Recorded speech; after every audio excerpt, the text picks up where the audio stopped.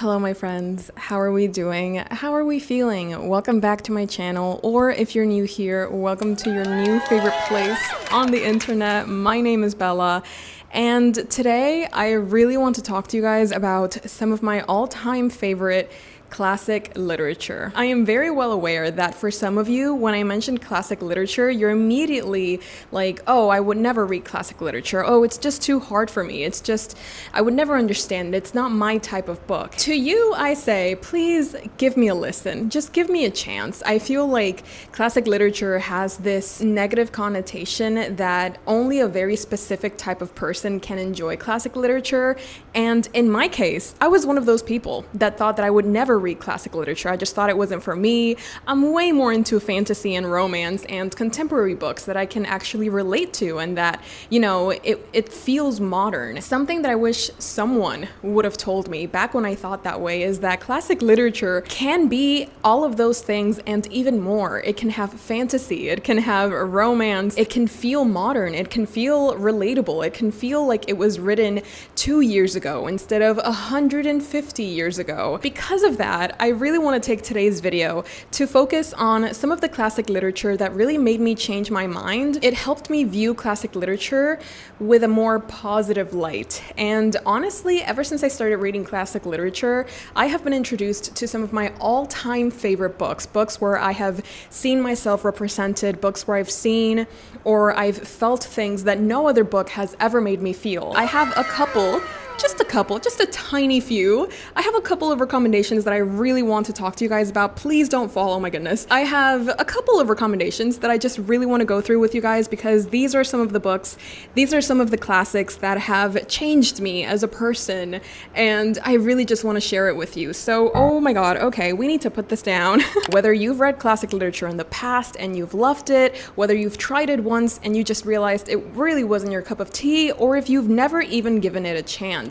I feel like in this list, there's a little bit of everything for everyone. And that's why I've organized these books from most accessible to the ones that could be a little bit harder to get into, or you may need a little bit more background information to fully grasp what that book is talking about. Without further ado, oh wait, I really want to mention today's book holder, or today's mic holder, that's what I'm calling it. So today's book recommendation is Nausea by Jean-Paul Sartre. I read this, I think 3 or 4 years ago now, and again, this is one of those books that will forever remain with you because it's going to haunt you, okay? Jean-Paul Sartre, I don't know how he does it, but he speaks about existence and the horrifying nature of being human and being alive and being perceived. He knows how to write about it in a way that's so relatable. It makes you feel like Jean-Paul Sartre looked inside of your own brain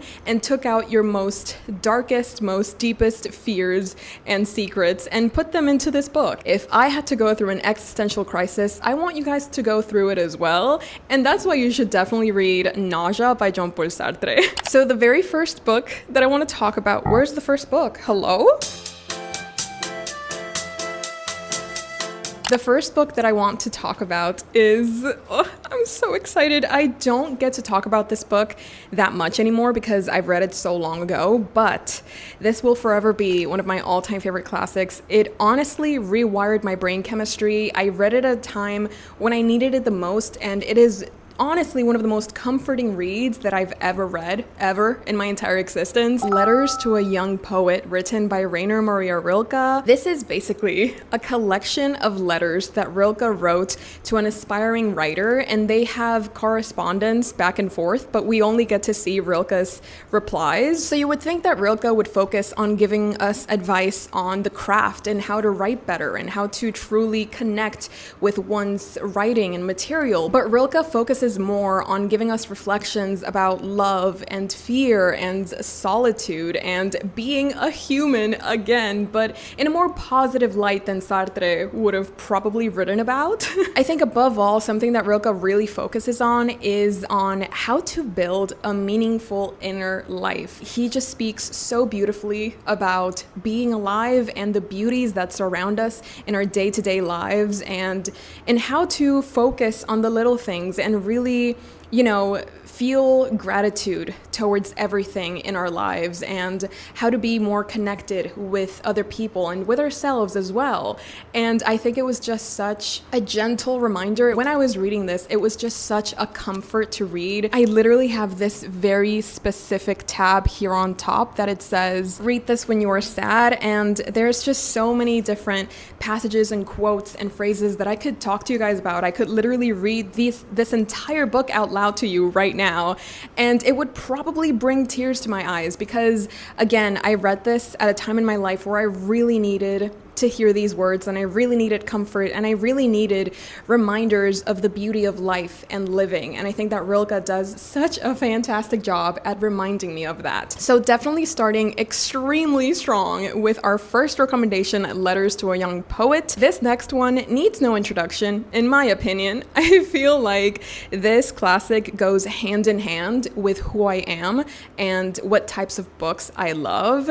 And this book is none other than Frankenstein, written by Mary Shelley. So I recently reread this. I think it was my 4th or 5th time rereading Frankenstein, and this still remains, to this day, my absolute favorite book of all time. I will always come back to this book and find something new. There's always something that I didn't find the first time that I read this. There's always something else to discover, something else to reflect on. I think that that's the beauty of classic literature in general. There's just so much that you can analyze, there's so much that you can reflect on, and there's so much that you can learn about yourself as you're reading these classics. And that's what I love about reading classic literature. Okay, I'm getting ahead of myself. Anyways, Frankenstein is the story of this scientist, or would-be scientist. He actually never finished college. We're following this man called Victor Frankenstein as he decides to create human life from scratch. He really thinks that he can create life by stitching up all of these random body parts that he digs up from graveyards, and then, just putting them together. And that's a human, that's life. But the thing is, he succeeds. And now we have this creature, this monster, this aberration, this vampire, as Victor Frankenstein likes to call him, that he does not want to take accountability for. So Frankenstein is this novel about creation and loneliness and the devastating consequences of trying to control something that should never be controlled, or trying to play God in a sense. And I think that the biggest tragedy of all is the fact that the creature that Frankenstein creates is not even a monster to begin with. He's literally just a baby, but he is the result of his environment. He's constantly being attacked and berated and spoken down to just because of the way that he looks. So basically, people treat him based off of a prejudice, and because of this, he becomes a monster. He becomes what he needs to become in order to survive. This book just hits me on so many different levels, like emotionally, mentally, physically, transformatively, economically. Do you know what I mean? Do you know what I mean? I also really love Mary Shelley's take on society and the power that every human being holds, and the responsibility that a creator has to its creation. She does such a fantastic job at exploring Frankenstein's monster, or Frankenstein's creature, and really putting us in his shoes and seeing the world through him. And I think that that's the most heartbreaking part. At first, the creature is in love with the world. He's in love with the birds that he hears chirping outside. He loves the leaves. He loves seeing the colors change in the scenery based on the different seasons of, the year. And seeing the world through Frankenstein's monster is honestly such a beautiful experience, because he kind of reminds you of things that you may have yourself forgotten to appreciate in your day-to-day life. It's such a breath of fresh air to see it from his perspective, which is very ironic considering that he's supposed to be this monster that's out killing people, when in fact he's just a soft boy that wanted to spend time with nature, and he was just lonely. He really truly just wanted a partner in this life. He really just wanted someone to share this life with. He wanted someone that he could love and that would be sure that would love him back. And it's heartbreaking. It's beautiful. It's so incredibly well written, and again, one of my all-time favorite classics.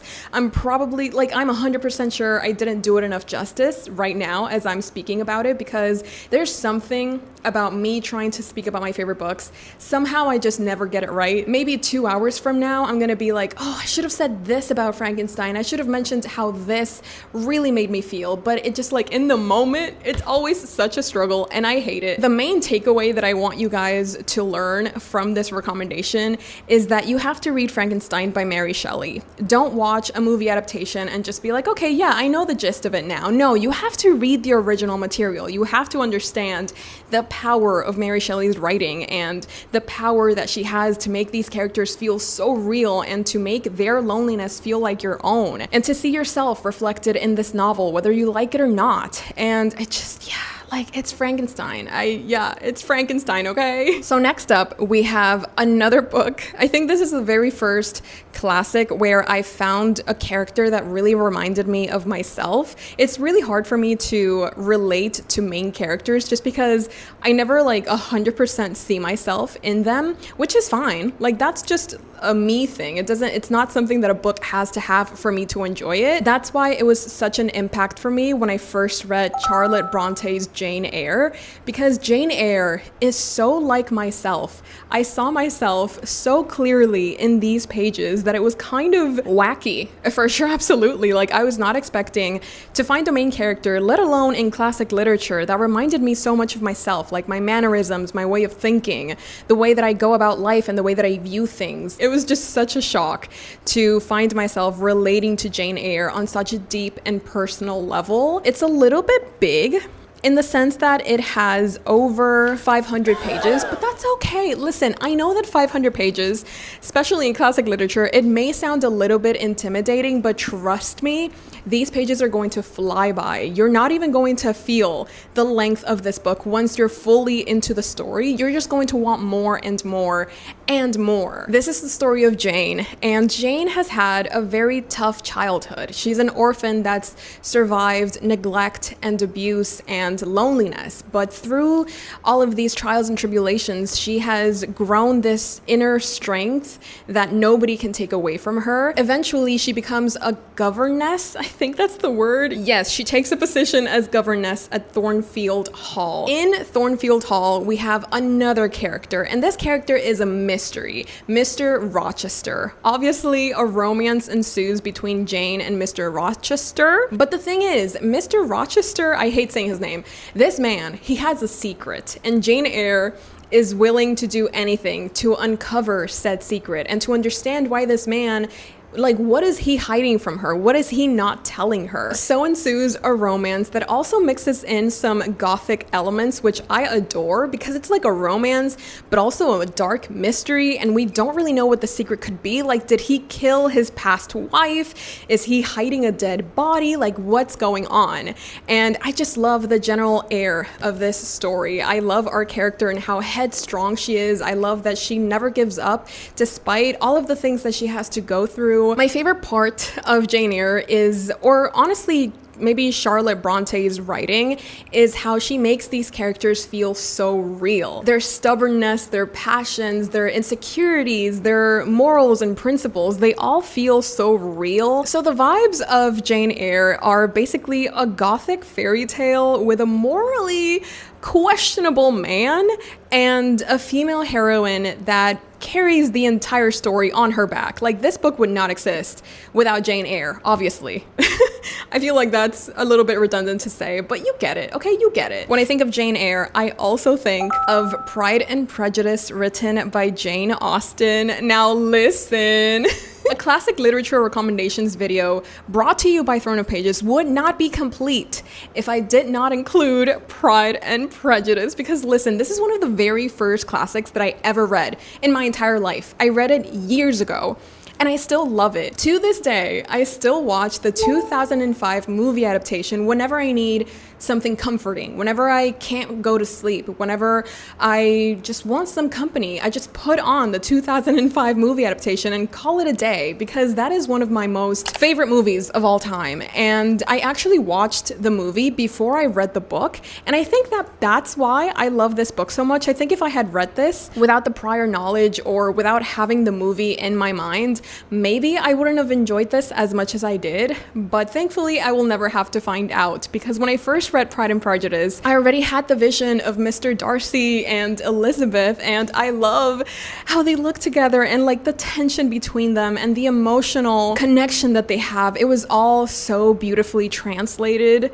like from the book to the movie. So I just had so much fun reading Pride and Prejudice. I saw this one tweet, or just like this one post that was like, I hate Pride and Prejudice. It's basically people going to each other's houses.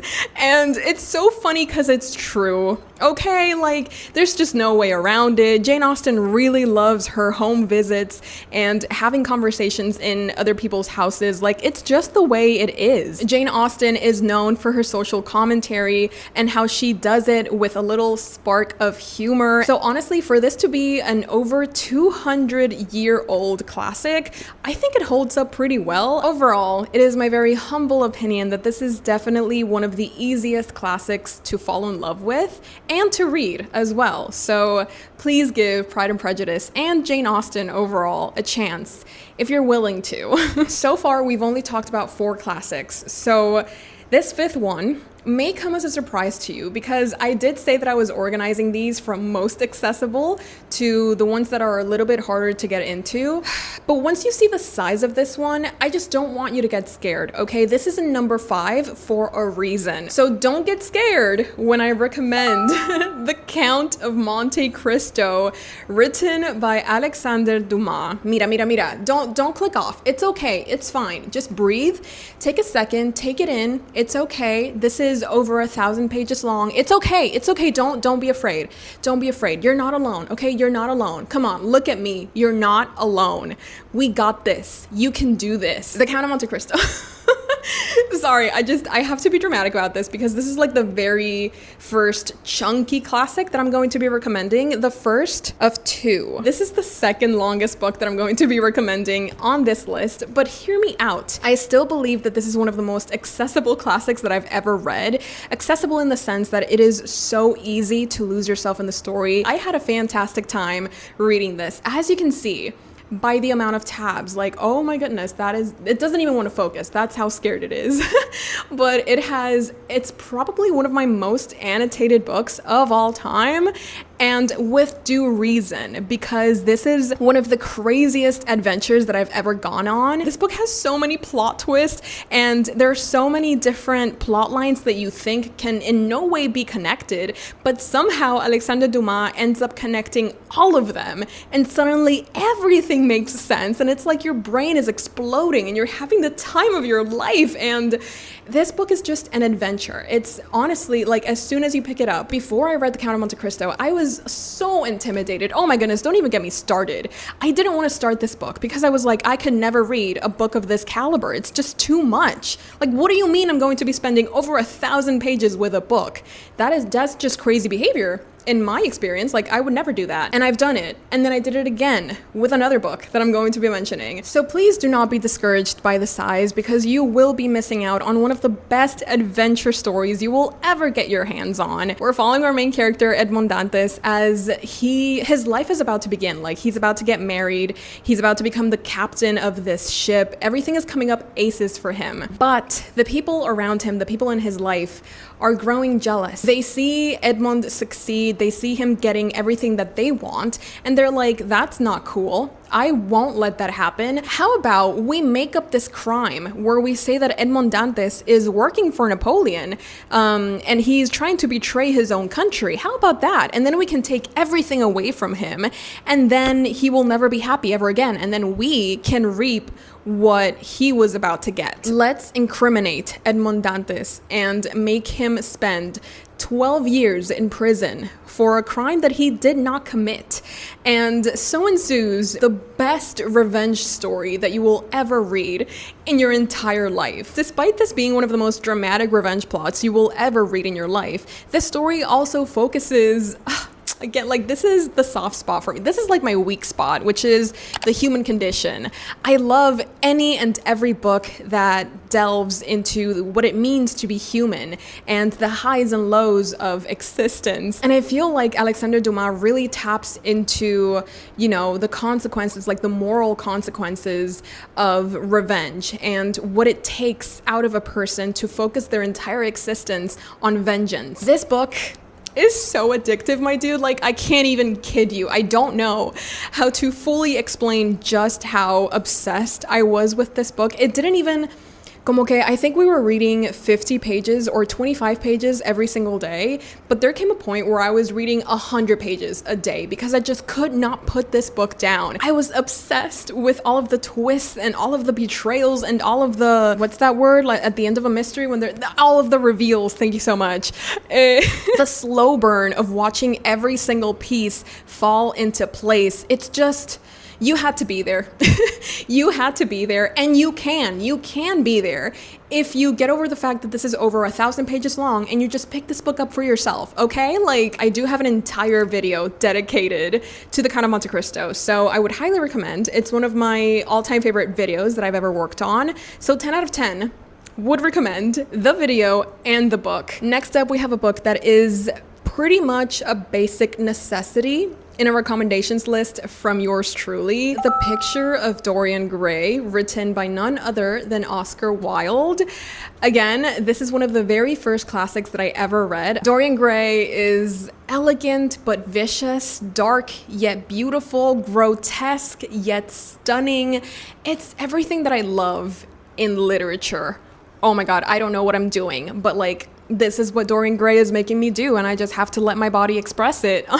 Dorian Gray is the story of this beautiful young man that knows that he's beautiful, and he's not afraid to show that. He's not afraid to use his beauty as power and to use it to manipulate others into doing his bidding. Dorian becomes obsessed with the idea that the more he ages, the less beautiful he's going to become. And that's why he has this really specific wish wherein he wishes that instead of himself aging, he wishes his portrait would display all of the years of his life. And somehow his wish comes true. And the more years that pass, the more that the portrait or the painting, the picture, as the years pass, Dorian retains his beauty and he retains his youth, and he embarks on this life of decadence and indulgence and criminality. He doesn't live the most morally correct life. His portrait becomes sort of like a mirror into his moral degradation. It becomes this, I guess, like physical manifestation of all of his crimes and dark thoughts and wishes. It keeps on growing more and more grotesque with every sin that Dorian commits. I don't know if this makes sense, but I love the aesthetic of this book. I love the decadence. I love the indulgence. The writing is one of my favorite parts. I know that some people find it flowery. I know that some people, look at that. I love the drama. I love the queer undertones. I love the exploration of beauty and youth and corruption above all. It's just so fun. There you go. The Picture of Dorian Gray. 10 out of 10. Actually a 4.5 out of 5. Just let the record show. This is not a perfect 5, but it's still really close to 1. So hey, this is the moment that I've been waiting for. I'm not ready. Like, I know I was waiting for this moment, but also I'm not ready to talk about one of my all-time favorite books because I know I'm going to struggle with this one and I'm not looking forward to it, but I need to mention it because this is a book that has defined me as a reader. It's a book that como que showed me an entirely different new world in classic literature. It showed me the type of books that I love. It showed me the types of things that I like to gravitate towards the most. The next recommendation, it's more so the author than the book, but it's both, actually. It's both. And, Dios mío, Crime and Punishment by Fyodor Dostoyevsky. I'm sorry. Do I really need to say more? Like, please don't make me say more. I actually don't. Like, how do I talk about one of my all-time favorite books? I just don't know how to do it. Crime and Punishment. Listen, y'all, Crime and Punishment. Crime and Punishment, como yo te explico, like, this means so much to me. I know I'm gonna mess it up, and I already hate myself for it, but bear with me, okay? I promise I'm trying my best. This was my very first Dostoyevsky novel, and honestly, I'm not even trying to be hyperbolic.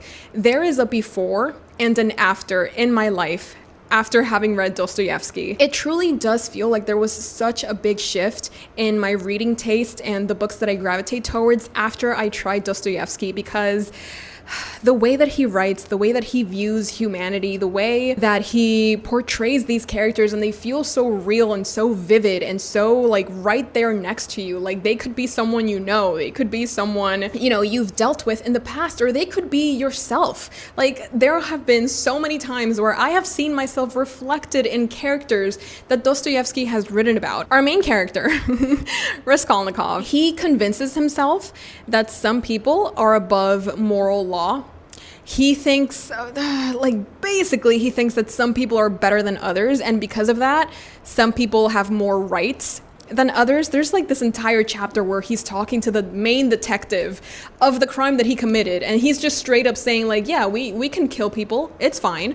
There are people that have more rights than others, and this is like basic knowledge. How do you not know this? And I remember when I was reading that part, I was like, this man is insane, but I am so fascinated by the way that he thinks. Our main character basically finds this old woman and he murders her because he can, because he should, because he deserves more than she does. But the rest of the novel focuses on our main character's descent into madness in a way, because of his guilt, because of his illness, because he can't bear the weight of the consequences of his actions, like the morality of it all. He just can't stand it. He can't stand being responsible for the death of another human being. He just can't take it. Like mentally, he can't. Dostoyevsky gets into the head of a character and he spirals so deeply into this character's psyche that you feel like you're trapped there with them. You feel like you yourself are going insane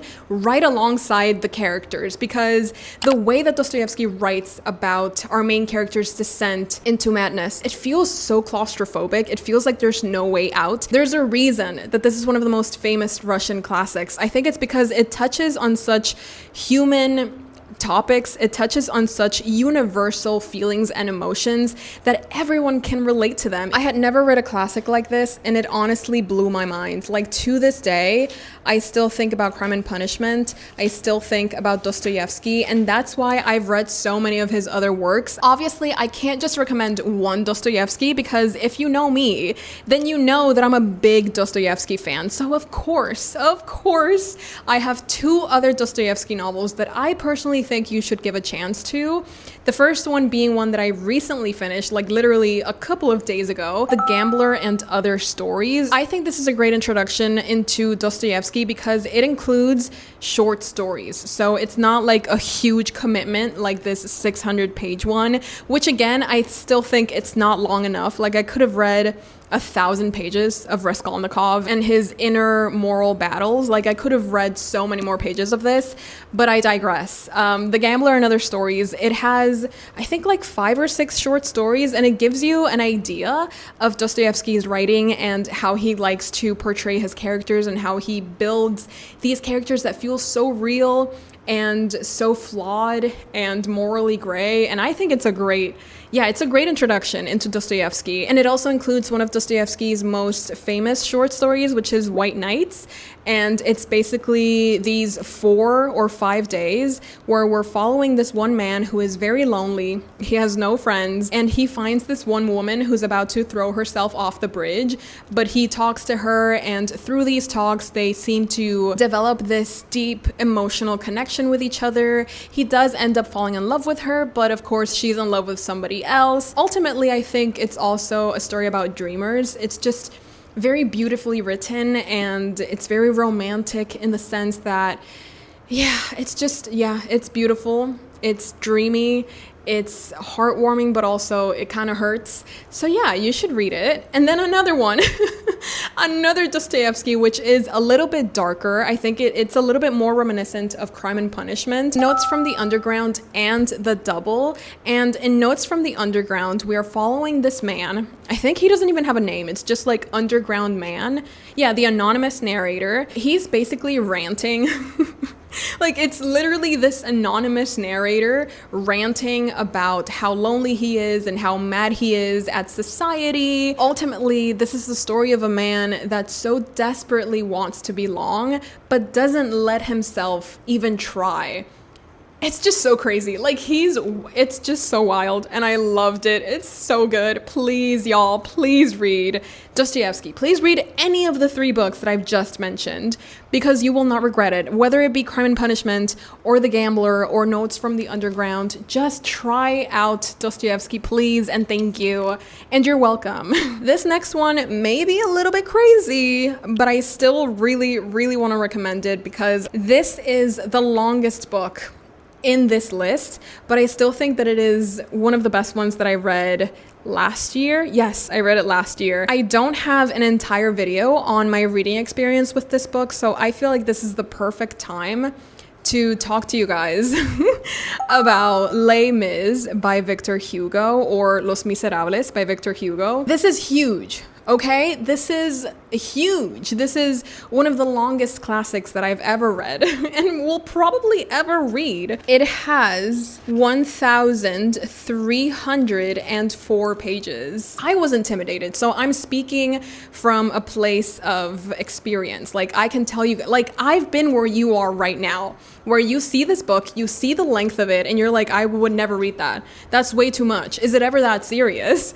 And I think I am here to tell you, yes, it is quite serious, and I think that everybody should read Les Mis, because I think it's a book that anybody could enjoy. It's a story about redemption and love and sacrifice and what you're willing to do for those you love.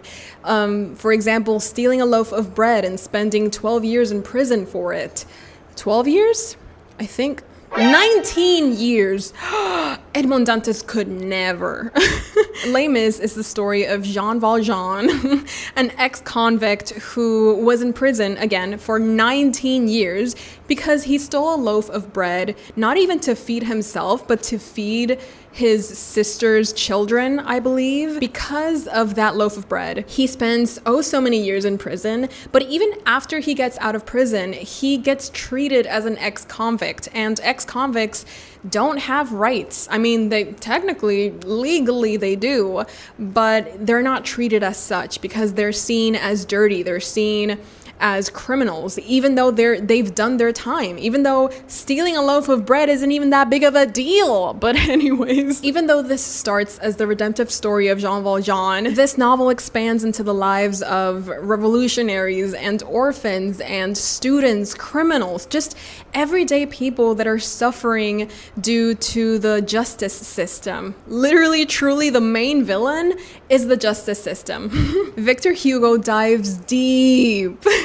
He dives deep into the themes of justice and poverty and compassion and morality as well. And again, the things that you're willing to do for those that you love. If you're willing to read Les Mis, you have to be ready for Victor Hugo's tangents, because he loves those. He doesn't love them as much as Leo Tolstoy, but he still has his fair share of tangents. So as long as you're willing to go through them, as long as you're willing to accept them and understand that they form part of the beauty of the novel as a whole, then I think you're ready to read Les Mis. Like, I truly don't think you need to be scared by Les Mis. I think if you just commit to it, if you give it its proper time and put in the effort, you're going to be in for a wonderful reading experience. The emotional payoff is massive. It is so worth it. So please, read Les Mis, okay? Read it, y'all. It's so good. We have made it to our very final book recommendation of the day.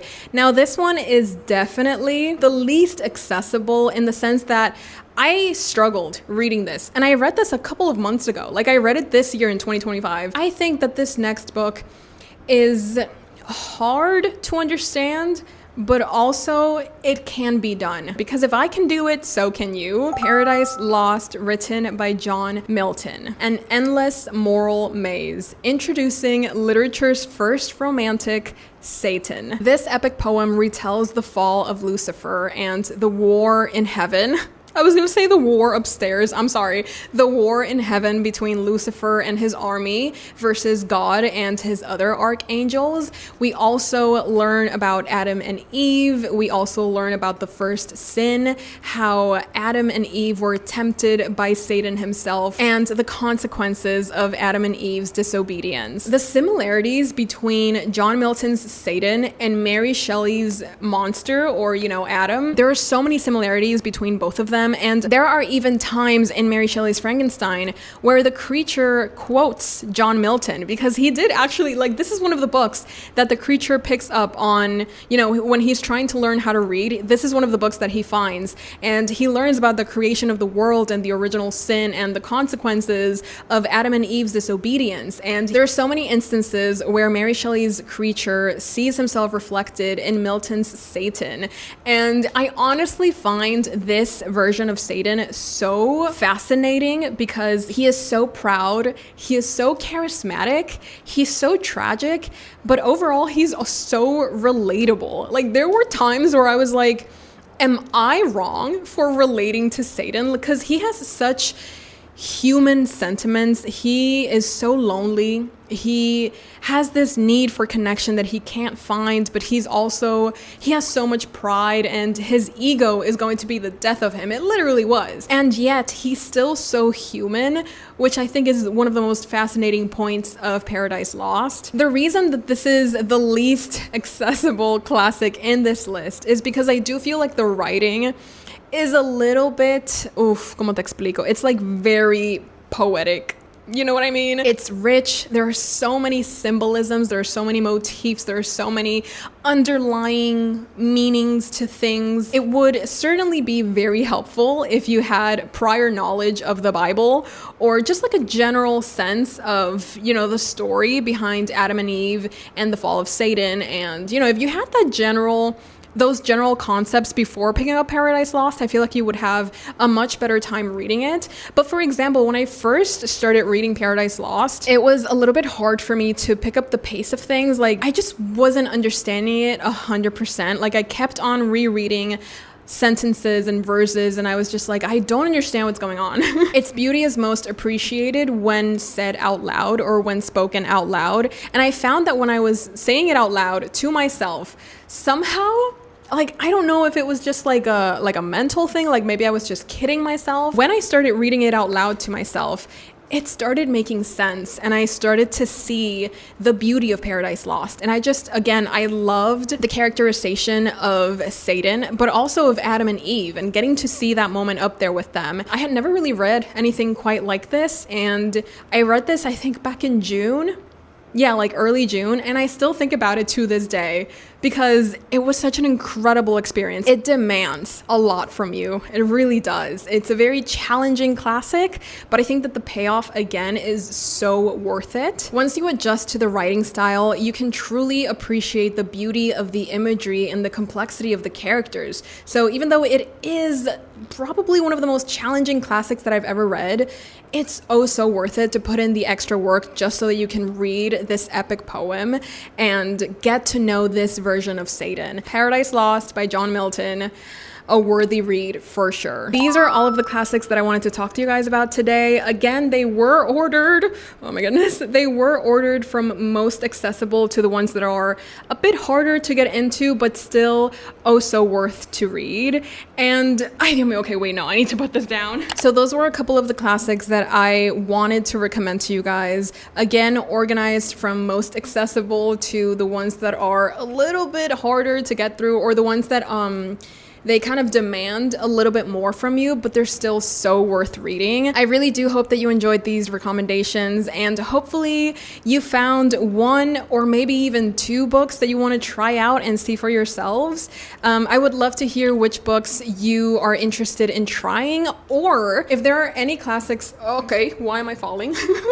If there are any classics that you have read and that you think that I would enjoy as well based on the books that I've recommended today, I would love to hear your recommendations in the comments below. I've been wanting to talk about these classics for the longest time, so I am so happy that I was finally able to do it. And again, hopefully you got a couple of recommendations out of this video. I really hope that you enjoyed. I also have a Patreon where I post exclusive content. I host readathons, reading sprints, and a monthly book club. So if that sounds interesting to you, the link is down below. As always, I would love to have you join. And without further ado, I hope you're having a fantastic November, or whenever you're watching this, I hope you're having a lovely day. I'm gonna go sit down. Like, I've been standing for way too long. I'm also probably going to get a drink of water because I don't want to dehydrate. So yes, that is today's reminder. Hydrate before you dehydrate. Without further ado, I will definitely be seeing you guys next week. Bye. Hey Jimmy, you nice. Keep going.